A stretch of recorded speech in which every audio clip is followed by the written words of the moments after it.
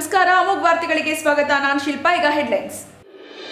75 ಲಕ್ಷ ವೆಚ್ಚದ ಪಾರ್ಕ್ ಕಾಮಗಾರಿಗೆ ಗುದ್ದಲಿ ಪೂಜೆ ನೆರವೇರಿಸಿದ ಶಾಸಕ ಎಚ್ಪಿ ಸ್ವರೂಪ್. ಬಕ್ರೀದ್ ಹಬ್ಬದ ಅಂಗವಾಗಿ ಹಾಸನದಲ್ಲಿ ಮುಸ್ಲಿಂ ಬಾಂಧವರ ಸಾಮೂಹಿಕ ಪ್ರಾರ್ಥನೆ. ರಾಜ್ಯ ಸರ್ಕಾರದ ತೈಲ ಬೆಲೆ ಏರಿಕೆ ಖಂಡಿಸಿ ಜೂನ್ 18ರಂದು ಬಿಜೆಪಿ ಜೊತೆ ಒಟ್ಟಿಗೆ ಜೆಡಿಎಸ್ ಪ್ರತಿಭಟನೆ, ಶಾಸಕ ಎಚ್ಪಿ ಸ್ವರೂಪ್. ಮತ್ತು ಕುಡಿಯುವ ನೀರಿಗಾಗಿ ಕಾಗಿ ಕೊಡ ಹಿಡಿದು ಪ್ರತಿಭಟನೆ ನಡೆಸಿದ ಬೇಲೂರು ತಾಲೂಕಿನ ನೆಟ್ಟೇಕೆರೆ ಗ್ರಾಮಸ್ಥರು. ವಾರ್ತೆಗಳ ವಿವರ. ಹಾಸನ ನಗರದ ದೂರವಾಣಿ ನಗರದಲ್ಲಿ 75 ಲಕ್ಷ ವೆಚ್ಚದ ಪಾರ್ಕ್ ಕಾಮಗಾರಿಗೆ ಕ್ಷೇತ್ರದ ಶಾಸಕ ಎಚ್ಪಿ ಸ್ವರೂಪ್ ಪ್ರಕಾಶ್ ಅವರು ಗುದ್ದಲಿ ಪೂಜೆ ನೆರವೇರಿಸಿ ಚಾಲನೆ ನೀಡಿದರು. ದೂರವಾಣಿ ನಗರದಲ್ಲಿರುವ ಶ್ರೀ ಪಂಚಮುಖಿ ಗಣಪತಿ ದೇವಸ್ಥಾನಕ್ಕೆ ತೆರಳಿ ಪೂಜೆ ಸಲ್ಲಿಸಿದ ನಂತರ ಇಲ್ಲಿನ ನಿವಾಸಿಗಳ ಸಮಸ್ಯೆ ಆಲಿಸಿ ಪರಿಹರಿಸುವ ಭರವಸೆ ನೀಡಿದ ನಂತರ ಮಾಧ್ಯಮದೊಂದಿಗೆ ಮಾತನಾಡಿದ ಶಾಸಕರು, ದೂರವಾಣಿ ನಗರದಲ್ಲಿ 75 ಲಕ್ಷದ ವೆಚ್ಚದ ಪಾರ್ಕ್ ಕಾಮಗಾರಿಗೆ ಇಲ್ಲಿನ ನಿವಾಸಿಗಳ ಜೊತೆ ಸೇರಿ ಗುದ್ದಲಿ ಪೂಜೆ ನೆರವೇರಿಸಲಾಗಿದೆ. ಉಳಿದಂತೆ ರಸ್ತೆ, ಯುಜಿಡಿ ಸೇರಿದಂತೆ ಚಿಕ್ಕಪುಟ್ಟ ಕೆಲಸ ಇನ್ನೂ ಆಗಬೇಕಿದ್ದು, ದೂರವಾಣಿ ನಗರದಲ್ಲಿ ಇನ್ನೇನು ಅಭಿವೃದ್ಧಿ ಕೆಲಸಗಳು ಬಾಕಿ ಉಳಿದಿದೆ ಅದನ್ನು ಕೂಡ ಸಂಪೂರ್ಣವಾಗಿ ಕೆಲಸ ನಿರ್ವಹಿಸಲಾಗುವುದು.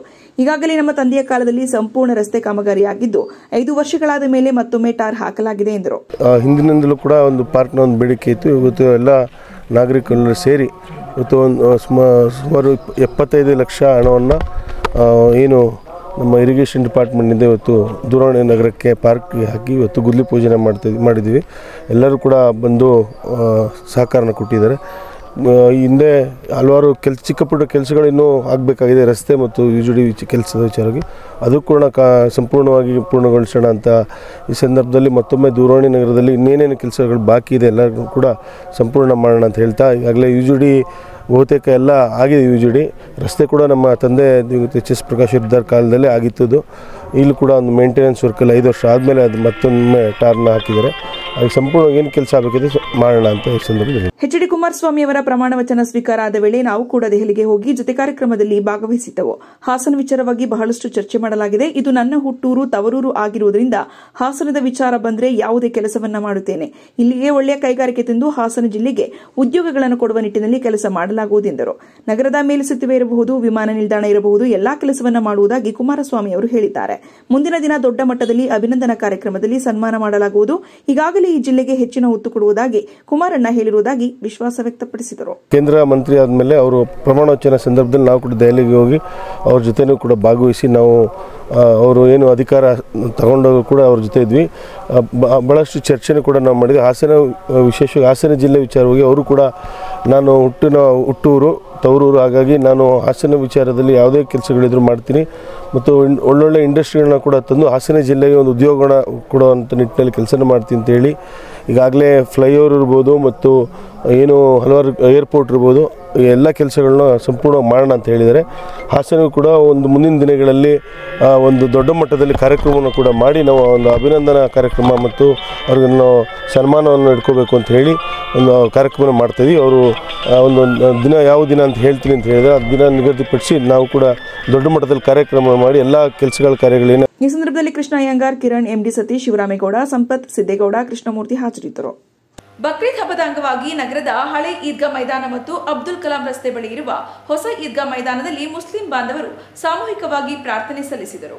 ಹೊಸ್ಲಿನ್ ರಸ್ತೆ ಬಳಿ ಇರುವ ಹಳೆ ಈದ್ಗಾ ಮೈದಾನದಲ್ಲಿ ಸರಿಯಾಗಿ ಬೆಳಗ್ಗೆ 7:30ಕ್ಕೆ ಮುಸ್ಲಿಂ ಬಾಂಧವರು ಸಾಮೂಹಿಕ ಪ್ರಾರ್ಥನೆಯನ್ನ ಸಲ್ಲಿಸಿದರು. ಇದಾದ ಬಳಿಕ ಬೆಳಗ್ಗೆ 9:15ಕ್ಕೆ ನಗರದ 80 ಫೀಟ್ ರಸ್ತೆ ಬಳಿ ಇರುವ ಹೊಸ ಈದ್ಗಾ ಮೈದಾನದಲ್ಲಿ ಪ್ರಾರ್ಥನೆ ಸಲ್ಲಿಸಲಾಯಿತು. ಹಜರತ್ ಗುಜರಾತಿ ದರ್ಗಾ ಕಮಿಟಿ ಹಾಗೂ ಈದ್ಗಾ ಕಮಿಟಿ ಅಧ್ಯಕ್ಷ ಸಮೀರ್ ಖಾನ್ ಮಾಧ್ಯಮದೊಂದಿಗೆ ಮಾತನಾಡಿ, ಸಮಸ್ತ ನಾಗರಿಕ ಬಂಧುಗಳಿಗೆ ಬಕ್ರೀದ್ ಹಬ್ಬದ ಅಂಗವಾಗಿ ತುಂಬು ಹೃದಯದ ಶುಭಾಶಯಗಳನ್ನು ಹೇಳುತ್ತೇನೆ. ಬಕ್ರೀದ್ ಹಬ್ಬ ಎಂದರೆ ತ್ಯಾಗ, ಬಲಿದಾನದ ಸಂಕೇತ. ಪ್ರವಾದಿ ಇಬ್ರಾಹಿಮರು ತನ್ನ ಸ್ವಂತ ಮಗ ಪ್ರವಾದಿ ಇಸ್ಮಾಯಿಲ್ ಅವರನ್ನ ಬಲಿ ಕೊಡುವ ಸಂದರ್ಭ ಒದಗಿ ಬರುತ್ತದೆ. ಇಬ್ರಾಹಿಮರನ್ನ ಪರೀಕ್ಷೆಗೆ ಒಳಪಡಿಸುವಂತಹ ಒಂದು ಸನ್ನಿವೇಶ. ಆ ಒಂದು ಪರೀಕ್ಷೆಯಲ್ಲಿ ಪ್ರವಾದಿ ಇಬ್ರಾಹಿಮರು ಉತ್ತೀರ್ಣರಾಗುತ್ತಾರೆ. ಆ ನೆನಪಿಗಾಗಿ ಪ್ರಾಣಿಯನ್ನ ಬಲಿ ಕೊಡುತ್ತೇವೆ ಎಂದರು. ಪ್ರಪಂಚದ ನಾನಾ ಮೂಲೆಗಳಿಂದ ಬಕ್ರೀದ್ ಹಬ್ಬದ ವೇಳೆ ಹಜ್ ಯಾತ್ರೆಯನ್ನು ಕೈಗೊಳ್ಳುತ್ತಾರೆ. ಇಂದು ಮಳೆ ಇಲ್ಲದೆ ಜನರು ಬವಣೆ ಪಡುತ್ತಿದ್ದು, ಅದಕ್ಕಾಗಿ ಎಲ್ಲ ಮಸೀದಿಗಳಲ್ಲಿ ಮತ್ತು ಈದ್ಗಾ ಮೈದಾನದಲ್ಲಿ ನಾವೆಲ್ಲರೂ ಸೇರಿ ವಿಶೇಷ ಪ್ರಾರ್ಥನೆಯನ್ನ ಮಾಡಿದ್ದೇವೆ. ಬಲಿ ಕೊಡುವ ಪ್ರಾಣಿಯ ಮಾಂಸವನ್ನ ಎಲ್ಲ ಬಡ ಜನರಿಗೆ ಆಹಾರವನ್ನು ಕೊಡುವುದು ಈ ಬಕ್ರೀದ್ ಹಬ್ಬದ ವೇಳೆ ನಡೆಯುತ್ತದೆ. ಈ ದೇಶದ ಪ್ರಗತಿಗಾಗಿ, ಸೌಹಾರ್ದಕ್ಕಾಗಿ, ಸಹೋದರತ್ವಕ್ಕಾಗಿ ಪ್ರಾರ್ಥನೆ ಸಲ್ಲಿಸುವುದಾಗಿ ಹೇಳಿದರು. ಸಮಸ್ತ ನಾಗರಿಕ ಬಂಧುಗಳಿಗೆ ಬಕ್ರೀದ್ ಹಬ್ಬದ ತುಂಬು ಹೃದಯದ ಶುಭಾಶಯಗಳು. ಈ ದಿನ ಬಕ್ರೀದ್ ಹಬ್ಬದ ಒಂದು ಪ್ರಾರ್ಥನೆಯನ್ನ ಮಾಡಿದ್ದೀವಿ. ಈ ಪ್ರಾರ್ಥನೆಯಲ್ಲಿ ಪ್ರಪಂಚದ ಏನು ತೊಂದರೆಗಳಿದೆ, ಜನರು ಏನು ತೊಂದರೆಗಳನ್ನು ಅನುಭವಿಸ್ತಾ ಇದ್ದಾರೆ ಅದೆಲ್ಲ ನಿವಾರಣೆ ಆಗಲಿ ಅಂತ ಆ ಅಲ್ಲಾಹನಲ್ಲಿ ನಾವು ಈ ಸಂದರ್ಭದಲ್ಲಿ ಬೇಡಿಕೊಳ್ಳುವುದು ಒಂದು ತುಂಬ ಪ್ರಾಮುಖ್ಯತೆಯನ್ನು ಪಡೆದಿರುತ್ತದೆ. ಯಾಕಂದರೆ ಇಡೀ ಒಂದು ನಗರದ ಮುಸ್ಲಿಂ ಸಮುದಾಯ ಈ ಒಂದು ಪ್ರಾರ್ಥನೆಯಲ್ಲಿ ಪಾಲ್ಗೊಂಡು ಇಡೀ ಜಗತ್ತಿನ ಒಳಿತಿಗಾಗಿ ನಾವು ಪ್ರಾರ್ಥನೆಯನ್ನ ಮಾಡ್ತೇವೆ. ಏನು ಬಕ್ರೀದ್ ಹಬ್ಬ ಅಂದರೆ ಪ್ರವಾದಿ ಇಬ್ರಾಹಿಮರು ಅಲ್ಲಾಹನ ಪರೀಕ್ಷೆಗೆ ಒಳಪಟ್ಟು ತನ್ನ ಸ್ವಂತ ಮಗನನ್ನೇ ಈ ಪ್ರಪಂಚದ ಶಾಂತಿಗಾಗಿ ಬಲಿ ಕೊಡುವಂತಹ ಒಂದು ಸಂದರ್ಭ ಒದಗಿ ಬರುತ್ತೆ. ಈ ಒಂದು ನೆನಪಿಗಾಗಿ ನಾವು ಇಂದು ಪ್ರಾಣಿ ಬಲಿಯನ್ನ ಕೊಡುವಂತಹ ಒಂದು ನಂಬಿಕೆ ಇದೆ. ಹಾಗೆಯೇ ಏನು ನಾವು ತ್ಯಾಗ ಮತ್ತು ಬಲಿದಾನದ ಒಂದು ಸಂಕೇತವಾದ ಈ ಬಕ್ರೀದ್ ಹಬ್ಬದಲ್ಲಿ ಕೇವಲ ಪ್ರಾಣಿ ಬಲಿ ಕೊಡುವಂತಹದ್ದು ಮಾತ್ರ ಅಲ್ಲ, ಏನು ಮನುಷ್ಯನಲ್ಲಿ ಇಡುವಂತಹ ಕೆಡುಕುಗಳನ್ನ ನಾವು ದೂರ ಮಾಡಿ ದೇವನ ಆಜ್ಞೆಯಂತೆ ಪ್ರಪಂಚದಲ್ಲಿ ಬದುಕಬೇಕು, ಎಲ್ಲರೂ ಸಹೋದರರು ಅನ್ನುವ ಒಂದು ಭಾವನೆಯನ್ನು ನಮ್ಮಲ್ಲಿ ತಂದು ನಾವು ಶಾಂತಿಯಾಗಿ ಭಾತೃತ್ವದಿಂದ, ಸಹೋದರತ್ವದಿಂದ, ಅನ್ಯೂನ್ಯತೆಯಿಂದ ಬದುಕುವಂತಹ ಒಂದು ಸಂದೇಶ ಈ ಬಕ್ರೀದ್ ಹಬ್ಬ ನೀಡುತ್ತೆ. ಮತ್ತೊಮ್ಮೆ ನಾನು ಬಕ್ರೀದ್ ಹಬ್ಬದ ಶುಭಾಶಯಗಳನ್ನು ಹೇಳುತ್ತಾ, ಪೆಟ್ರೋಲ್ ಮತ್ತು ಡೀಸೆಲ್ ಬೆಲೆ ಏರಿಕೆ ಮಾಡಿರುವ ರಾಜ್ಯ ಸರ್ಕಾರದ ವಿರುದ್ಧ ಜೂನ್ 18ರ ಮಂಗಳವಾರದಂದು ಬೆಳಗ್ಗೆ 11 ಗಂಟೆಗೆ ಬಿಜೆಪಿ ಜೊತೆ ಸೇರಿ ಜೆಡಿಎಸ್ ಬೃಹತ್ ಪ್ರತಿಭಟನೆ ಹಮ್ಮಿಕೊಂಡಿರುವುದಾಗಿ ಕ್ಷೇತ್ರದ ಶಾಸಕ ಎಚ್ಪಿ ಸ್ವರೂಪ್ ಪ್ರಕಾಶ್ ತಿಳಿಸಿದರು. ಪತ್ರಿಕಾಗೋಷ್ಠಿಯಲ್ಲಿ ಮಾತನಾಡಿದ ಅವರು, ಪೆಟ್ರೋಲ್ ಮತ್ತು ಡೀಸೆಲ್ ಬೆಲೆ ಏರಿಕೆಯನ್ನು ರಾಜ್ಯ ಸರ್ಕಾರವು ಮಾಡಿದ್ದು ಇದು ಸಾರ್ವಜನಿಕರಿಗೂ ಮತ್ತು ಎಲ್ಲರಿಗೂ ಹೊರೆಯಾಗಲಿದೆ. 1 ಲೀಟರ್ಗೆ ತೈಲ ಬೆಲೆ 3 ರಿಂದ 3.5 ರೂಪಾಯಿಗಳ ಹೆಚ್ಚಳ ಮಾಡಿದ್ದು ಇದರಿಂದ ಸಾರ್ವಜನಿಕವಾಗಲ್ಲ, ವ್ಯವಹಾರಿಕವಾಗಿ ಟ್ರಾನ್ಸ್ಪೋರ್ಟೇಷನ್ ಸೇರಿದಂತೆ ವಸ್ತುಗಳ ಬೆಲೆ ಏರಿಕೆಯಾಗಲಿದೆ. ಇದನ್ನು ಖಂಡಿಸಿ ಜೆಡಿಎಸ್ ಪಕ್ಷದಿಂದ ಜೂನ್ 18ರ ಮಂಗಳವಾರದಂದು ಬೆಳಗ್ಗೆ 11 ಗಂಟೆಗೆ ರಾಜ್ಯ ಸರ್ಕಾರದ ವಿರುದ್ಧ ಪ್ರತಿಭಟನೆಯನ್ನು ಹಮ್ಮಿಕೊಂಡಿದ್ದೇವೆ. ನಗರದ ಹೇಮಾವತಿ ಪ್ರತಿಮೆ ಬಳಿಯಿಂದ ಡಿಸಿ ಕಚೇರಿವರೆಗೂ ಮೆರವಣಿಗೆ ಹೋಗಿ ಜಿಲ್ಲಾಧಿಕಾರಿಗಳಿಗೆ ಮನವಿ ಕೊಡಲಾಗುವುದೆಂದರು. ಬೆಲೆ ಏರಿಕೆ ಮಾಡಲಾಗಿರುವುದನ್ನು ಶೀಘ್ರವೇ ವಾಪಸ್ ಪಡೆದು ಸಾರ್ವಜನಿಕರಿಗೆ ಅನುಕೂಲ ಮಾಡಿಕೊಡಬೇಕೆಂಬುದು ನಮ್ಮ ಪ್ರತಿಭಟನೆಯ ಉದ್ದೇಶವಾಗಿದೆ. ಪ್ರತಿಭಟನೆಯನ್ನು ಬಿಜೆಪಿ ಜೊತೆ ಸೇರಿ ಮಾಡಲಾಗುವುದೆಂದು ಉತ್ತರಿಸಿದರು. ತಾವೆಲ್ಲ ನಿನ್ನೆಯಿಂದ ಏನು ನಮ್ಮ ರಾಜ್ಯ ಸರ್ಕಾರ ಪೆಟ್ರೋಲ್ ಮತ್ತು ಡೀಸೆಲ್ ಬೆಲೆ ಏರಿಕೆನ 3 ರೂಪಾಯಿ ಬೆಲೆಯನ್ನು ಕೂಡ ಏರಿಕೆ ಮಾಡಿದರೆ 1 ಲೀಟರ್ಗೆ. ಇದು ಸಾರ್ವಜನಿಕರಿಗೂ ಮತ್ತು ಎಲ್ಲರೂ ಕೂಡ ಒಂದು ಹೊರೆನ ತಂದಿರತಕ್ಕಂಥ ಕೆಲಸ. ಈಗಾಗಲೇ ಪೆಟ್ರೋಲು ಈಗಾಗಲೇ 101 ರೂಪಾಯಿ 102 ರೂಪಾಯಿಗೆ ಏರಿಕೆಯಾಗಿದೆ. ಹಾಗಾಗಿ ಇದೊಂದು ಬರೀ ಪೆಟ್ರೋಲ್ ಏರಿಕೆ ಮಾಡಿದ್ರೆ ಬರೀ ಸಾರ್ವಜನಿಕರಿಗೆ ಅಂತಲ್ಲ, ವ್ಯವಹಾರಿಕವಾಗಿ ಏನು ಈ ಟ್ರಾನ್ಸ್ಪೋರ್ಟೇಷನ್ ಇರ್ಬೋದು, ಮತ್ತೊಂದು ಇರ್ಬೋದು, ಎಲ್ಲದಕ್ಕೂ ಕೂಡ ಅದು ಬೆಲೆ ಏರಿಕೆ ಆಗುತ್ತೆ. ಮತ್ತು ವಸ್ತುಗಳು ಕೂಡ ನಾವೇನು ಸಾಗಾಣಿಕೆ ಮಾಡ್ತೀವಿ ಪ್ರತಿಯೊಂದು ವಸ್ತು ಕೂಡ ಬೆಲೆಯನ್ನ ಏರಿಕೆ ಆಗುತ್ತೆ. ಹಾಗಾಗಿ ನಾವು ನಮ್ಮ ಜೆಡಿಎಸ್ ಪಕ್ಷದಿಂದ ನಾಳೆ ಮಂಗಳವಾರ ನಾವು ಒಂದು ಪ್ರತಿಭಟನೆಯನ್ನು ಕೂಡ ಹಮ್ಮಿಕೊಂಡಿದ್ದೀವಿ.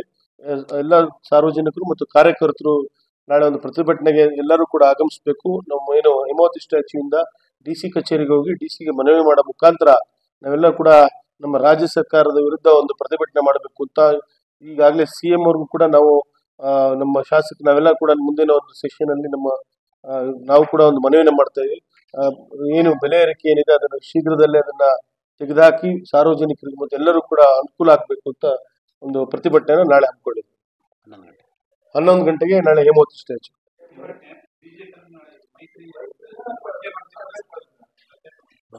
ಅದನ್ನ ಒಟ್ಟಿಗೆ ಶೇರ್ ಮಾಡ್ತೀವಿ, ಒಟ್ಟಿಗೆ ಚರ್ಚೆ ಮಾಡಿದ್ವಿ. ಜೆಡಿಎಸ್ ಪಕ್ಷದ ರಾಜ್ಯಾಧ್ಯಕ್ಷರಾದ ಎಚ್ಡಿ ಕುಮಾರಸ್ವಾಮಿ ಅವರು ಸ್ಟೀಲ್ ಮತ್ತು ಕೈಗಾರಿಕೆ ಕೇಂದ್ರ ಮಂತ್ರಿಯಾಗಿ ಪ್ರಮಾಣ ವಚನ ಸ್ವೀಕರಿಸಿದ್ದು, ಹಾಸನ ಜಿಲ್ಲೆಯ ಜನತೆ ಪರವಾಗಿ ಶುಭಾಶಯವನ್ನ ಕೋರಲಾಗುವುದು. ಜಿಲ್ಲೆಗೆ ಒಂದು ಬೃಹತ್ ಕಾರ್ಖಾನೆ ತರುವ ಮೂಲಕ ಇಲ್ಲಿ ಉದ್ಯೋಗ ಸೃಷ್ಟಿ ಮಾಡಬೇಕು. ಸೆಷನ್ ಪ್ರಾರಂಭವಾಗಲಿದ್ದು, ಮುಗಿದ ನಂತರದಲ್ಲಿ ಮನವಿ ಮಾಡಿ ಜಿಲ್ಲೆಗೆ ಏನೇನು ಕೆಲಸಗಳಾಗಬೇಕು, ಮೇಲ್ಸೇತುವೆ, ಏರ್ಪೋರ್ಟ್ ಸೇರಿದಂತೆ ಎಲ್ಲ ವಿಚಾರಗಳನ್ನು ಅಂದು ಚರ್ಚೆ ಮಾಡಿ ಹಾಸನಕ್ಕೆ ಅಭಿವೃದ್ಧಿ ಕೆಲಸ ನಿರ್ವಹಿಸಲಾಗುವುದು.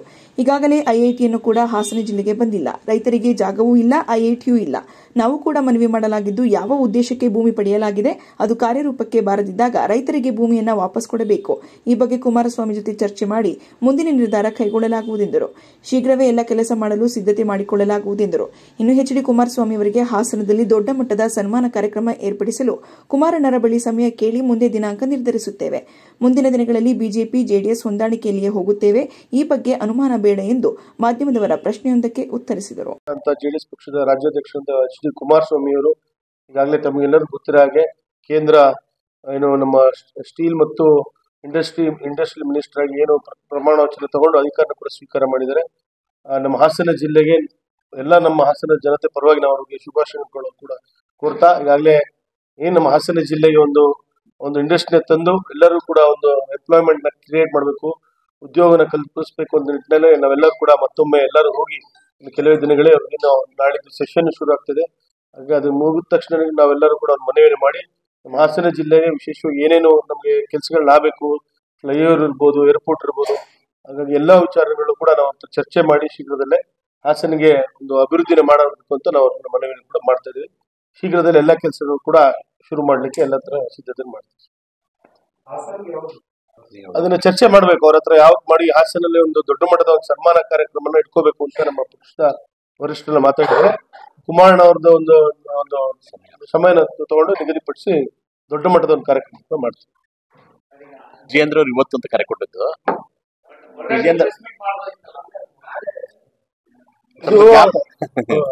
ಇದು ಅನಿರೀಕ್ಷಿತವಾಗಿ ಬಂದಿದ್ದಂತ ಇದು ಪ್ರೆಸ್ ಮೀಟ್ ನಾವು ಮಾಡಿರ್ಲಿಲ್ಲ, ನಿಗದಿಪಡಿಸಿರ್ಲಿಲ್ಲ.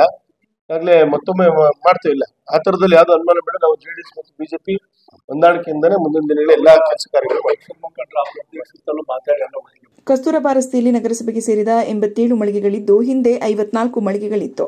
ಚುನಾವಣೆ ಹಿಂದೆಯೇ ಸಭೆ ಮಾಡಿದಾಗ ಹಿಂದೆ ಇದ್ದ ಮಳಿಗೆ ಮಾಲೀಕರಿಗೆ ಅಂಗಡಿ ಮಳಿಗೆ ಕೊಟ್ಟು ಉಳಿದ ಅಂಗಡಿ ಮಳಿಗೆಯನ್ನು ಡಿಸಿಯವರು ಹೇಳಿದ ಹಾಗೆ ಕಾನೂನುಬದ್ಧವಾಗಿ ಆನ್ಲೈನ್ ಮೂಲಕ ಹರಾಜು ಪ್ರಕ್ರಿಯೆ ನಡೆಸಲಾಗುವುದು. ಇಲ್ಲಿ ಯಾರೇ ದುಡ್ಡು ಇಸ್ಕೊಂಡ್ರು ಕೊನೆಯಲ್ಲಿ ಆನ್ಲೈನ್ ಟೆಂಡರ್ ಇದ್ದಾಗ ಅದು ಯಾರಿಗೆ ಆಗುತ್ತೆ ಟೆಂಡರ್ ಅವ್ರಿಗೆ ದುಡ್ಡು ಅಂತ ಮಳಿಗೆಗಳು ಸೇರಂತದ್ದು. ಈಗ ದುಡ್ಡು ಅದು ಅವ್ರು ದುಡ್ಡು ಕೊಟ್ಟಿದ್ರೆ ನನಗೆ ಗೊತ್ತಿಲ್ಲ, ನನ್ ಗಮನಕ್ಕೆ ಬಂದಿಲ್ಲ. ಬಟ್ ನಾವು 54 ಜನ ಏನಿದ್ದಾರೆ ಅವ್ರಿಗೆ ಸಿಗುವಂತದ್ದು ಯಾವುದೇ ಅನುಮಾನ ಇಲ್ಲ.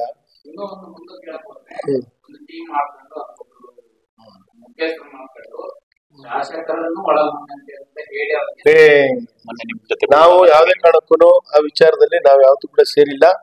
54 ಜನ ಅಂಗಡಿ ಮಳಿಗೆಯರು ಏನಿದ್ದಾರೆ ಅವರೆಲ್ಲ ಬಹಳ ಹಿರಿಯರು ಮತ್ತು ಹಿಂದಿನಿಂದಲೂ ಇದ್ದವರು.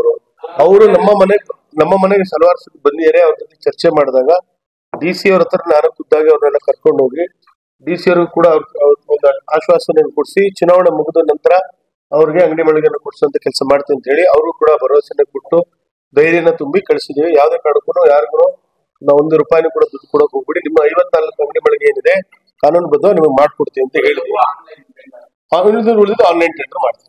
ಪತ್ರಿಕಾಗೋಷ್ಠಿಯಲ್ಲಿ ಜೆಡಿಎಸ್ ತಾಲೂಕು ಅಧ್ಯಕ್ಷ ಎಸ್ ದಾವೇಗೌಡ, ಜೆಡಿಎಸ್ ಮಾಧ್ಯಮ ವಕ್ತಾರ ಹೊಂಗೆರೆ ರಘು, ಬಿದ್ರಿಕೆರೆ ಜಯರಾಮ್ ಇತರರು ಉಪಸ್ಥಿತರಿದ್ದರು. ಕುಡಿಯುವ ನೀರಿಗಾಗಿ ಖಾಲಿ ಕೊಡ ಹಿಡಿದು ಪ್ರತಿಭಟನೆ ನಡೆಸಿದ ಘಟನೆ ಬೇಲೂರು ತಾಲೂಕಿನ ನೆಟ್ಟಕೆರೆ ಗ್ರಾಮದಲ್ಲಿ ನಡೆದಿದೆ. ಬೇಲೂರು ತಾಲೂಕಿನ ಇಬ್ಬೀಡು ಗ್ರಾಮ ಪಂಚಾಯಿತಿ ವ್ಯಾಪ್ತಿಯ ನೆಟ್ಟಕೆರೆ ಗ್ರಾಮದಲ್ಲಿ ಸುಮಾರು 20 ದಿನಗಳಿಂದ ಸಮರ್ಪಕವಾಗಿ ಕುಡಿಯುವ ನೀರನ್ನು ನೀಡದೆ ವಿಚಾರಿಸಿದರೆ ಅಧಿಕಾರಿಗಳು ಉಡಾಫೆ ಉತ್ತರ ನೀಡುತ್ತಿದ್ದಾರೆಂದು ನೆಟ್ಟಕೆರೆ ಗ್ರಾಮದಲ್ಲಿ ಮಹಿಳೆಯರು ಗ್ರಾಮ ಪಂಚಾಯಿತಿ ಪಿಡಿಒ ಹಾಗೂ ಅಧಿಕಾರಿಗಳ ವಿರುದ್ಧ ಪ್ರತಿಭಟನೆ ನಡೆಸಿದರು. ಈ ವೇಳೆ ಮಾತನಾಡಿದ ಗ್ರಾಮದ ಮಹಿಳೆ ಲಕ್ಷ್ಮಿ, ನಮ್ಮ ಗ್ರಾಮದಲ್ಲಿ ಕೆಳಹಟ್ಟಿಯಲ್ಲಿ ಸಮರ್ಪಕವಾಗಿ ನೀರನ್ನು ಬಿಡುತ್ತಾರೆ, ಆದರೆ ನಮ್ಮ ಮೇಲಿನ ಹಟ್ಟಿಗೆ 15 ದಿನಕ್ಕೊಮ್ಮೆ ನೀರು ಬಿಡುತ್ತಾರೆ. ಅದು ಸಹ ನೀರಲ್ಲಿ ಹುಳು ಹಾಗೂ ಕೆಸರು ಮಿಶ್ರಿತ ನೀರು ಬಿಡುತ್ತಾರೆ. ನಾವು ಬದುಕುವುದಾದರೂ ಹೇಗೆ? ಅದರಲ್ಲೂ ಸಹ ತಿಂಗಳಿಗೊಮ್ಮೆ ನಮಗೆ ಕುಡಿಯಲು ನೀರಿಲ್ಲದೆ ಬೇರೆಯವರ ಮನೆಯಿಂದ ನೀರು ತರುವ ಪರಿಸ್ಥಿತಿ ಉಂಟಾಗಿದೆ. ಅಲ್ಲದೆ ಈಗಾಗಲೇ ಚಿಕನ್ ಗುನ್ಯಾ ಹಾಗೂ ಡೆಂಗ್ಯೂ ರೋಗಗಳು ಹೆಚ್ಚಿದ್ದು ನಮ್ಮ ಊರಿನಲ್ಲಿ ಆಶಾ ಕಾರ್ಯಕರ್ತೆಯರು ಬಂದು ಇಂತಹ ನೀರನ್ನು ಹೇಗೆ ಬಳಸುತ್ತಿದ್ದೇರೆಂದು ಅದನ್ನು ಹೊರಗೆ ಚೆಲ್ಲುತ್ತಾರೆ. ಇದರ ಬಗ್ಗೆ ಅಧಿಕಾರಿಗಳ ಬಳಿ ನಮ್ಮ ಸಮಸ್ಯೆ ಹೇಳಿದರೆ ಅದರ ಬಗ್ಗೆ ತಲೆಕೆಡಿಸಿಕೊಳ್ಳುತ್ತಿಲ್ಲ. ವಾರಕ್ಕೊಮ್ಮೆ ನೀರು ಗಂಟೆ ಸಹಾಯಕ ಹಣ ಕೊಟ್ಟರೆ ಅವರಿಗೊಂದು ನ್ಯಾಯ, ಬಡವರಿಗೊಂದು ನ್ಯಾಯ. ನಾವೆಲ್ಲರೂ ಕೂಲಿ ಕಾರ್ಮಿಕರಾಗಿದ್ದು ಬರೀ ನೀರಿಗಾಗಿ ಹೋರಾಟ ಮಾಡುತ್ತಾ ಕೂತರೆ ನಮ್ಮ ಜೀವನ ಹೇಗೆ ಸಾಗುತ್ತದೆ? ಈ ಕೂಡಲೇ ನಮ್ಮ ಸಮಸ್ಯೆಗಳನ್ನು ಬಗೆಹರಿಸಬೇಕೆಂದು ಮನವಿ ಮಾಡಿದರು. ನೆಟ್ಟಕೆರೆ ಗ್ರಾಮ ನಮಗೆ ಇಬ್ಬರು ಪಂಚಾಯತಿ, ನಮಗೆ 1 ತಿಂಗಳಿಂದ ಮಾರ್ನಮಿ ಹಬ್ಬದಿಂದ ನೀರಿಲ್ಲ. ನೀರು ಕೇಳಿದ್ರೆ ಆಸೆ ಕಾರ್ಯಕರ್ತರು ಬರ್ತಾರೆ, ನಾವೆಲ್ಲ ಹೋಗಿ ಒಂದು ಕೊಡ ನೀರು ತಗೊಬರ್ತೀವಿ. ಆಸೆ ಕಾರ್ಯಕರ್ತರು ಬರ್ತಾರೆ, ಈಗ ನೋಡ್ತಾರೆ, ನೀರ್ ಚೆಲ್ರಿ ಅಂತಾರೆ. ಇವೇ ನೀರು ಹೆಂಗ್ ನೀರ್ ಬಿಡ್ರಿ ಅಂತ ಕೇಳಿದ್ರೆ ನೀವು ಬಿಟ್ಟಿಲ್ವಾ, ಬುಟ್ಟಿತಾವ್ ಹಿಡ್ಕೊಳ್ಳಿ ಅಂತಾರೆ. ಎಣ್ಣೆ ಕುಡಿತಾರೆ, ನೀರ್ ಬಿಡ್ತಾರೆ. ಎಣ್ಣೆ ಕುಡಿಸಿಲ್ಲ ಅಂದ್ರೆ ನೀರ್ ಬಿಡಲ್ಲ. ಸರ್ಕಾರ ಏನು ಸಂಬಳ ಅವ್ರಿಗೆ ಕೊಡ್ತಾ ಇಲ್ವಾ? ಸರ್ಕಾರ ಕೊಡ್ತಾ ಇಲ್ಲ ಅಂದ್ರೆ ನಾವೇ ಕೊಡ್ತೀವಿ ಸಂಬಳ. ಬೇಕಾದ್ರೆ ನಮಗೆ ನೀಟಾಗಿ ವಾರಕ್ಕೆ 1 ಸಾರಿ ಅಟ್ಲೀಸ್ಟ್, ನಮಗೆ 1 ತಿಂಗಳಿಗೆ 2 ತಿಂಗಳಿಗೆ ಬೇಡ, ವಾರಕ್ಕೆ 1 ಸರಿ, ವಾರದಲ್ಲಿ 2 ಸರಿನೂ ಬೇಡ, 3 ಸರಿನೂ ಬೇಡ, ವಾರಕ್ಕೆ 1 ಸರಿ ನೀರ್ ಬಿಟ್ರೆ ನಾವ್ ಹೆಂಗೆ ಇದ್ ಮಾಡ್ತೀವಿ. ಈ ನೀರ್ ಮಕ್ಳು ಮರಿ ಇರ್ತಾವ ನಮ್ಮ ಮನೇಲಿ, ಮಗ ಸಾಕೊಂಡಿದ್ವಿ. ನೀರ್ ಇದನ್ನ ಕುಡಿದ್ರೆ ನಮಗ್ ಹುಷಾರಿಲ್ಲ ಅಂದ್ರೆ ಯಾರು ನೋಡೋರು? ಅಪ್ಪಿ ನಾವ್ ಏನಾರ ಆಯ್ತು ಅಂದ್ರೆ ನಾವ್ ಹೆಂಗ್ ಮಾಡೋದು? ಕೆಲ್ಸಕ್ಕೆ ಹೋದ್ಮೇಲೆ ನೀರ್ ಬಿಡೋದಲ್ಲ. ನಮಗೆ ನೀರ ಬೆಳಗ್ಗೆ 7:15 ಬಿಟ್ರೆ ಸಾಕು. ನೀರ್ ಹಿಡ್ಬಿಟ್ಟು ಕೆಲ್ಸಕ್ಕೆ ಹೋಗ್ತೀವಿ. ನಾವೇನ್ ಮನೇಲಿ ಕೂರೋ ಜನ ಅಲ್ಲ, ಹೊಟ್ಟೆ ಪಾಡಿಗೆ ಹೋಗಾರು. ಚೀಟಿಗಳು ಮಾಡ್ಕೊಂಡಿವಿ, ಸಂಘಗಳು ಮಾಡ್ಕೊಂಡಿವಿ. ನಾವೇನಾರು ಈ ನೀರ್ ಕುಡ್ದು ಸತ್ತೋದ್ರೆ ಯಾರು ಜವಾಬ್ದಾರರು? ನಮಗೆ ಅನ್ಯಾಯ ಆಗಿದೆ. ನಾವೇ ಪೂರ್ತಿ ಹೋಗಿ ಅಧ್ಯಕ್ಷರನ್ನು ಕೇಳ್ತಿದೀವಿ. ಅಧ್ಯಕ್ಷರು ನೀರ್ ಬಿಡೋನ್ ಕೇಳವ, ನಮ್ದೇನು ಇಲ್ಲ. ಅವ್ರು ಹೇಳೋದ್ ಆಗವಷ್ಟು ಅವ್ರು ಹೇಳಿದಾರೆ ಏನಂತವ, ಒಂದೊಂದ್ ಕಡೆಗೆ ನೀರ್ ಬಿಡಿ ಹೇಳಿದ್ರು ಅವ್ರಿಗೆ ಇದ್ ಮಾಡ್ಕೊಂಡು ಅವ್ನ ಎಣ್ಣೆ ಕೊಡ್ಬಿಟ್ಟು ಟೈಮ್ ಕರೆಕ್ಟಾಗಿ ನೀರ್ ಬಿಡಲ್ಲ. ನಮಗೆ ಕರೆಕ್ಟಾಗಿ ಯಾರ ಅಧಿಕಾರಿಗಳು ಕರೆಕ್ಟಾಗಿ ನಮಗೆ ನೀಟಾಗಿ ನೀರ್ ಬಿಡೋ ಅಂತ ಆಸಿಬೇಕಾದ್ರೆ ಬಿಲ್ಕುಲ್ ನಮಗೆ ಇವ್ರು ಬೇಡಕ್ಕೆ ಬೇಡ. ಈ ಸಂದರ್ಭದಲ್ಲಿ ಗ್ರಾಮಸ್ಥರಾದ ಕೃಷ್ಣಮೂರ್ತಿ, ಮೊಗಪ್ಪ, ಯೋಗೇಶ್, ಬಲರಾಮ್, ಜ್ಯೋತಿ, ಪುಟ್ಟಲಕ್ಷ್ಮಿ, ಮಂಜುಳಾ ಹಾಜರಿದ್ದರು. ಈಗ ಜಾಹೀರಾತು. The joy of jewelry shopping. Biggest joy of jewelry shopping is here. Joy Alucas ಅರ್ಪಿಸುತ್ತಿದೆ ವರ್ಷದ ಅತಿ ದೊಡ್ಡ ಆಭರಣಗಳ ಹಬ್ಬ. ಎಲ್ಲ ಆಭರಣಗಳ ಮೇಕಿಂಗ್ ಚಾರ್ಜಸ್ ನಲ್ಲಿ 50% ಕಡಿತ. ಬಂಗಾರ, ವಜ್ರ, ಪೋಲ್ಕಿ, ಪ್ರೆಷಿಯಸ್ ಸ್ಟೋನ್ಸ್ ಮತ್ತು ಬೆಳ್ಳಿಯಲ್ಲಿ ಅತಿ ದೊಡ್ಡ ಹಾಗೂ ಅತ್ಯುತ್ತಮ ಆಯ್ಕೆ ಪಡೆಯಿರಿ. ಇದು ಆಭರಣಗಳ ಶಾಪಿಂಗ್ ನಲ್ಲಿ ನಿಜವಾದ ಜಾಯ್. ಈ ಕೊಡುಗೆ ವಿಶೇಷವಾಗಿ ಜಾಯ್ ಅಲುಕಾಸ್ ನ ಶೋರೂಮ್ಗಳಲ್ಲಿ ಮಾತ್ರ. Joy Alukkas, world's favourite jeweller. Gomathi Kalyana Mantapa 12 ವಸಂತಗಳನ್ನ ಪೂರೈಸಿ 13ನೇ ವರ್ಷಕ್ಕೆ ಪಾದಾರ್ಪಣೆ ಮಾಡುತ್ತಿರುವ ಗೋಮತಿ ಕಲ್ಯಾಣ ಮಂಟಪವನ್ನ ಹೊಚ್ಚ ಹೊಸ ರೂಪದಲ್ಲಿ ನಿಮ್ಮ ಮುಂದೆ ಪ್ರಸ್ತುತಪಡಿಸುತ್ತಿದ್ದೇವೆ. ಅತ್ಯಾಧುನಿಕವಾಗಿ ನವೀಕರಣಗೊಂಡ ಕಲ್ಯಾಣ ಮಂಟಪದಲ್ಲಿ 1500 ಜನರು ಪಾಲ್ಗೊಳ್ಳಬಹುದಾದ ಬ್ಯಾಂಕ್ವೆಟ್ ಹಾಲ್, 700 ಜನರು ಊಟ ಮಾಡಬಹುದಾದ ಡೈನಿಂಗ್ ಹಾಲ್ ಇದ್ದು, ಮದುವೆ, ಬೀಗರ ಔತಣ, ನಾಮಕರಣ ಮತ್ತು ಎಲ್ಲ ಶುಭ ಸಮಾರಂಭಗಳಿಗೆ ಸಸ್ಯಾಹಾರಿ ಮತ್ತು ಮಾಂಸಾಹಾರಿ ಔತಣಗಳಿಗೆ ಹಾಲ್ ಅನ್ನು ನೀಡಲಾಗುತ್ತದೆ. 4 ಎಕರೆಗೂ ಅಧಿಕ ಜಾಗದಲ್ಲಿ ವಾಹನಗಳಿಗೆ ಉತ್ತಮವಾದ ಪಾರ್ಕಿಂಗ್ ವ್ಯವಸ್ಥೆ ಸಹ ಲಭ್ಯವಿದೆ. ನಿಮ್ಮ ಕುಟುಂಬದ ಸುಂದರ ಕಾರ್ಯಕ್ರಮಗಳನ್ನು ಅತ್ಯುತ್ತಮ ಕ್ಷಣಗಳನ್ನಾಗಿ ಮಾರ್ಪಾಡಾಗಿಸಲು ಒಂದು ಒಳ್ಳೆಯ ಜಾಗ, ಅದುವೇ ನಮ್ಮ ಗೋಮತಿ ಕಲ್ಯಾಣ ಮಂಟಪ. ಗೋಮತಿ ಕಲ್ಯಾಣ ಮಂಟಪ, ಕೋರ್ಟ್ ಹೊಸ ಬಸ್ ನಿಲ್ದಾಣದ ಹತ್ತಿರ, ಚನ್ನಪಟ್ಟಣ ಬಡಾವಣೆ, ಹೊಳೆನರಸೀಪುರ ರಸ್ತೆ, ಹಾಸನ. ಬುಕಿಂಗ್ ಹಾಗೂ ಹೆಚ್ಚಿನ ಮಾಹಿತಿಗಾಗಿ ಸಂಪರ್ಕಿಸಿ 9448427261 8970568666. Academy. ನನ್ನ ಹೆಸರು Srinivas Reddy, DS Academy Chairman, KRಪುರಂ, Bengaluru. Physics faculty 30 years experience. 80% of students are getting medical studies from my academy. It is possible with experienced faculty. First PUC ಹಾಗೂ ನೀಟ್ ಲಾಂಗ್ ಟರ್ಮ್ ಕೋರ್ಸ್ಗಳಿಗೆ ದಾಖಲಾತಿಗಳು ಪ್ರಾರಂಭವಾಗಿದೆ. ಸಂಪರ್ಕಿಸಿ.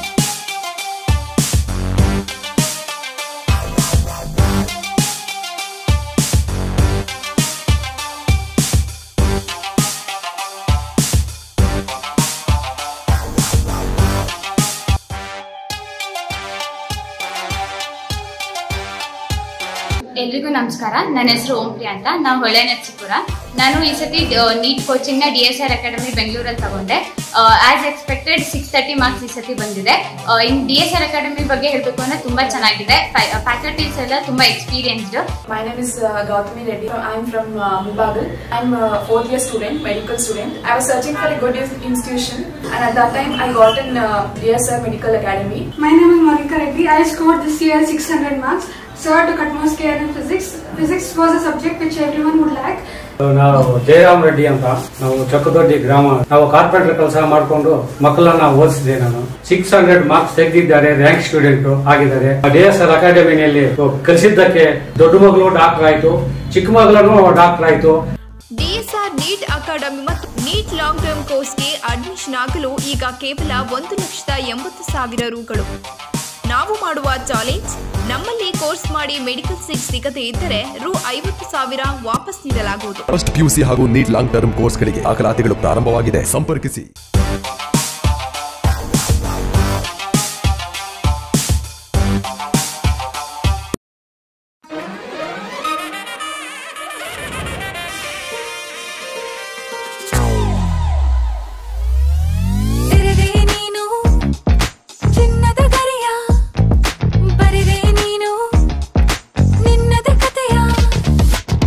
ಈ ನೋಟ ಈಗತ್ತು ಮುದ್ದಾದ ಗಮ್ಮತ್ತು, ಹೊಂಬೆಳಕಿನ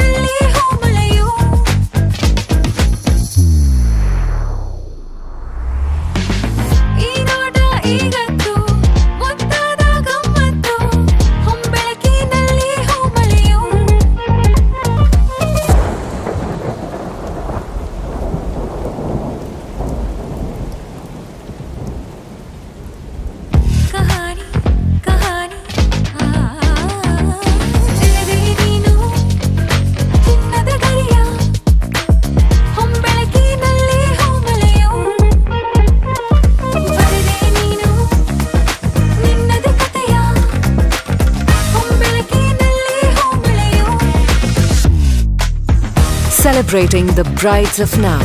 Kahani, Bridal Stories by Bhima.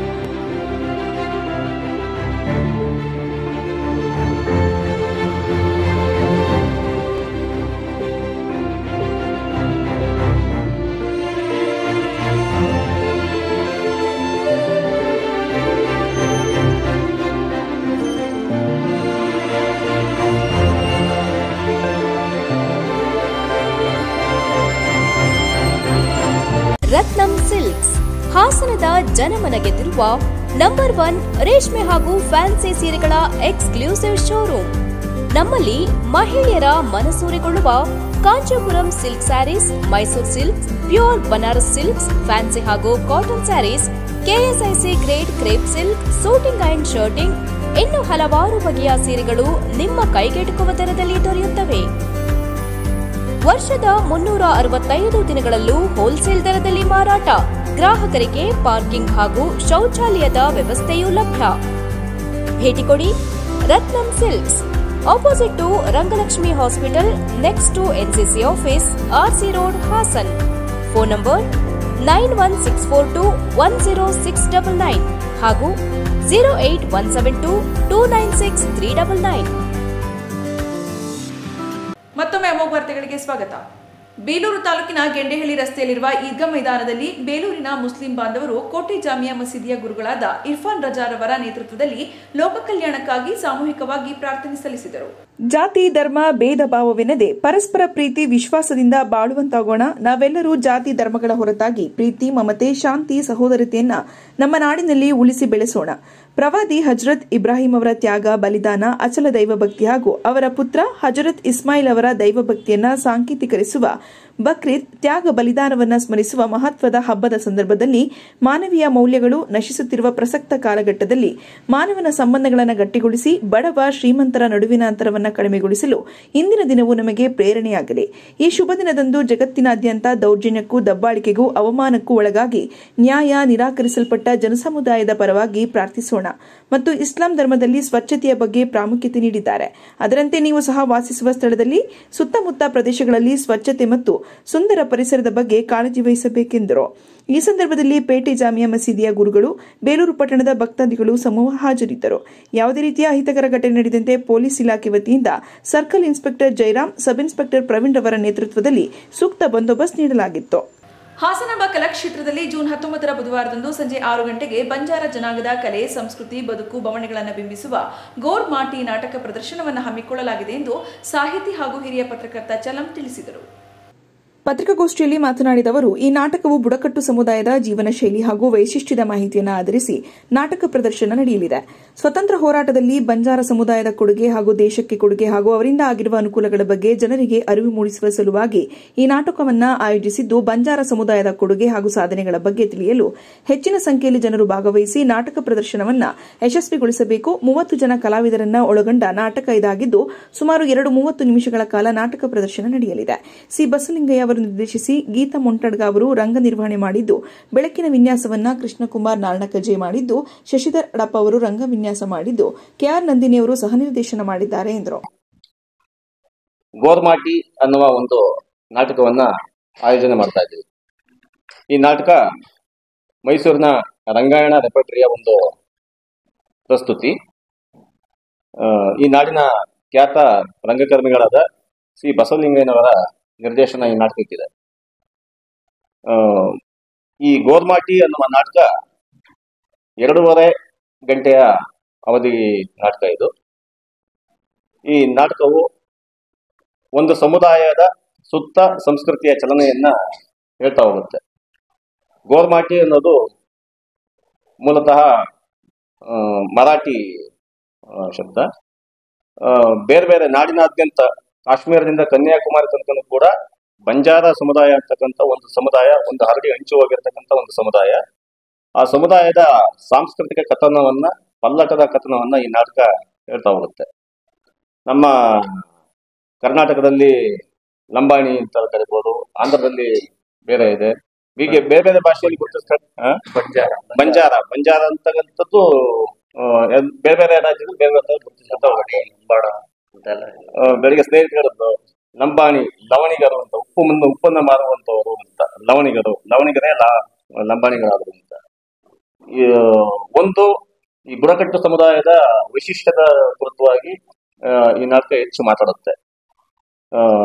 ಈ ನಾಟಕದ ಬಗ್ಗೆ ಒಂದಷ್ಟು ಸಣ್ಣ ಪರಿಚಯ ಹೇಳೋದಾದ್ರೆ, ಒಂದು ನಿರ್ದೇಶನ ಸಿ ಬಸಲಿಂಗಯ್ಯನವ್ರದಿದೆ. ಮತ್ತೆ ಈ ನಾಟಕದ ರಂಗರೂಪವನ್ನ ಡಾಕ್ಟರ್ ಶಿರ್ಗಾನಹಳ್ಳಿ ಶಾಂತಾನಾಯಕ್ ಅಂತೇಳಿ ಅವ್ರು ಮಾಡಿದ್ದಾರೆ. ರಂಗವಿನ್ಯಾಸಕ್ಕೆ ಶಿಶಿಲ ದೊಡಪ ಅವ್ರು ಮಾಡಿದ್ದಾರೆ. ಮತ್ತೆ ರಂಗ ನಿರ್ವಹಣೆಯನ್ನ ಗೀತಾ ಮೊಂಡರ್ಕ ಮಾಡಿದ್ದಾರೆ. ಮತ್ತೆ ಸಹ ನಿರ್ದೇಶನ ನಂದಿನಿ KR, ಪರಿಕಲ್ಪನೆ, ಸಂಗೀತ ಮತ್ತು ನಿರ್ದೇಶನ ಸಿ ಬಸವಲಿಂಗಯ್ಯ. ಬಹುಶಃ ಸಿ ಬಸವಲಿಂಗ. ಪತ್ರಿಕಾಗೋಷ್ಠಿಯಲ್ಲಿ ರಂಗಕರ್ಮಿ ರತಿ, ರಾಮಗಿರಿ ನಾಯಕ್, ಪುಟ್ಟನಾಯಕ್, ಜಗದೀಶ್, ಸೋಮನಾಯಕ್, ಪರಮೇಶ್ ಉಪಸ್ಥಿತರಿದ್ದರು. ಹೊಳೆನರಸೀಪುರ ಪಟ್ಟಣದ ಅರ್ಕುಲ್ಗೂಡು ರಸ್ತೆಯ ಈದ್ಗಾ ಮೈದಾನದಲ್ಲಿ ಬಕ್ರೀದ್ ಹಬ್ಬದ ಪ್ರಯುಕ್ತ ಮುಸ್ಲಿಮರು ಸಾಮೂಹಿಕವಾಗಿ ಪ್ರಾರ್ಥನೆ ಸಲ್ಲಿಸಿದರು. ಈದ್ಗಾ ಮೈದಾನದಲ್ಲಿ ಸಾಮೂಹಿಕ ಪ್ರಾರ್ಥನೆ ನಂತರ ಅಲಿ ರಜಾ ಮೌಲಾನ ನಡೆಸಿಕೊಟ್ಟ ಪ್ರವಚನದಲ್ಲಿ ಪ್ರವಾದಿ ಇಬ್ರಾಹಿಂ ತನ್ನ ಮಗ ಇಸ್ಮಾಯಿಲ್ ದೇವರಿಗೆ ವಿಧೇಯತೆಯ ಕ್ರಿಯೆಯಾಗಿ ತ್ಯಾಗ ಮಾಡಲು ಸಿದ್ದರಿರುವುದನ್ನು ಸ್ಮರಿಸುತ್ತಾ ಪ್ರೀತಿ ಮತ್ತು ತ್ಯಾಗದ ಸಂಕೇತವಾಗಿ ಆಚರಿಸುವ ಬಗ್ಗೆ ತಿಳಿಸಿಕೊಟ್ಟರು. ಉಳ್ಳವರು ಬಡವರಿಗೆ ದಾನವನ್ನ ಮಾಡಿ ಅವರುಗಳು ಸಹ ಹಬ್ಬವನ್ನ ನೆಮ್ಮದಿ ಮತ್ತು ನಿಶ್ಚಿಂತೆಯಿಂದ ಆಚರಣೆ ಮಾಡುವಂತೆ ಅವಕಾಶ ಕಲ್ಪಿಸಬೇಕು. ಈದುಲ್ ಫಿದಾ ಆಚರಣೆಯಿಂದ ಬಡವರ ಸಂತೋಷದಲ್ಲಿ ದೇವರನ್ನ ಕಾಣಬಹುದು ಮತ್ತು ಅಲ್ಲಾಹ ಕೃಪೆಗೆ ಪಾತ್ರರಾಗಬಹುದು. ಪ್ರವಾದಿ ಕುಟುಂಬದ ಸಂಕಷ್ಟದ ಸರಮಾಲೆ, ಕಷ್ಟ ಕಾರ್ಪಣ್ಯಗಳು, ಎದುರಿಸಿದ ಸವಾಲುಗಳನ್ನು ಸ್ಮರಿಸುತ್ತಾ ಉಪವಾಸ, ದಾನ, ಸಮಾನತೆಯ ಸಂದೇಶವನ್ನ ಬಕ್ರೀದ್ ಹಬ್ಬದ ವಿಶೇಷವಾಗಿದೆ. ದೇಶ, ಸ್ಥಾನಮಾನ, ರಾಜ, ರಾಜಕಾರಣಿ, ಪದವಿ, ಬಡವ, ಶ್ರೀಮಂತ, ನಿರ್ಗತಿಕ ಕೂಡ ಈದ್ಗಾ ಮೈದಾನದಲ್ಲಿ ಒಂದೇ ದಿಕ್ಕಿಗೆ ಮುಖ ಮಾಡಿ ಹಾಗೆ ದ್ವೇಷ, ಅಹಂ, ವೈರಾಗ್ಯ, ಶತ್ರುತ್ವವಿಲ್ಲದೆ ಮನುಷ್ಯರೆಲ್ಲರೂ ಸಹೋದರರು ಹಾಗೂ ಸಮಾನರು ಎಂಬ ಸಂದೇಶದ ಜೊತೆಗೆ ಬಡವರಿಗೆ ದಾನ ಧರ್ಮ ಮಾಡುವುದು ಮತ್ತು ಹಸಿದವರಿಗೆ ಆಹಾರ ನೀಡುವಂತ ಪುಣ್ಯ ಕಾರ್ಯ ಮಾಡುವ ಮೂಲಕ ಪವಿತ್ರ ಈದುಲ್ ಫಿದಾ ಹಬ್ಬ. ಈ ಸಂದರ್ಭದಲ್ಲಿ ಸುನ್ನಿ ಜುಮ್ಮಾ ಸಮಿತಿ ಅಧ್ಯಕ್ಷ ಜಬೀರ್ ಪಾಷಾ, ಕಾರ್ಯದರ್ಶಿ ಮೊಹಮ್ಮದ್ ಅಹಮದ್, ಉಪಾಧ್ಯಕ್ಷ ಇಮ್ರಾನ್ ಖಾನ್, ಮೊಹಮ್ಮದ್ ಖಾಲಿದ್, ರಿಯಾಜ್, ಮುಜಾಹಿದ್ ಖಾನ್, ನವಾಬ್ ಖಾನ್, ಜವೇದ್ ಖಾನ್, ಇಲಿಯಾಸ್ ಹಾಗೂ ಇತರರು ಪ್ರಾರ್ಥನೆಯಲ್ಲಿ ಭಾಗವಹಿಸಿದ್ದರು. ಸಣ್ಣ ನೀರಾವರಿ ಇಲಾಖೆಯಿಂದ ಕೊಳವೆ ಬಾವಿ ಕೊರೆದಿದ್ದು 1 ವರ್ಷ 8 ತಿಂಗಳಾದರೂ ವಿದ್ಯುತ್ ಮೋಟಾರ್ ಪಂಪ್ ವಿತರಣೆಯಾಗಿರುವುದಿಲ್ಲ. ಈ ಸಂಬಂಧ ಫಲಾನುಭವಿಗಳಿಗೆ ನ್ಯಾಯವನ್ನು ದೊರಕಿಸಿಕೊಡಬೇಕೆಂದು ಗ್ರಾಮದ ಬಸವರಾಜು ತಿಳಿಸಿದರು. ಪತ್ರಿಕಾಗೋಷ್ಠಿಯಲ್ಲಿ ಮಾತನಾಡಿದ ಅರಸೀಕೆರೆ ತಾಲೂಕು ಜಾವಗಲ್ ಹೋಬಳಿ ಬೇಲೂರು ವಿಧಾನಸಭಾ ಕ್ಷೇತ್ರದ ಜಾವಗಲ್ ಹೋಬಳಿಯ 25 ಜನ ರೈತ ಫಲಾನುಭವಿಗಳಿಗೆ 2022ರಲ್ಲಿ ಕೊಳವೆ ಬಾವಿ ಕೊರೆದಿದ್ದು ಇದುವರೆಗೂ ಯಾವುದೇ ಫಲಾನುಭವಿಗಳಿಗೆ ವಿದ್ಯುತ್ ಸಂಪರ್ಕ, ವಿದ್ಯುತ್ ಮೋಟಾರ್ ವಿತರಣೆಯಾಗಿರುವುದಿಲ್ಲ.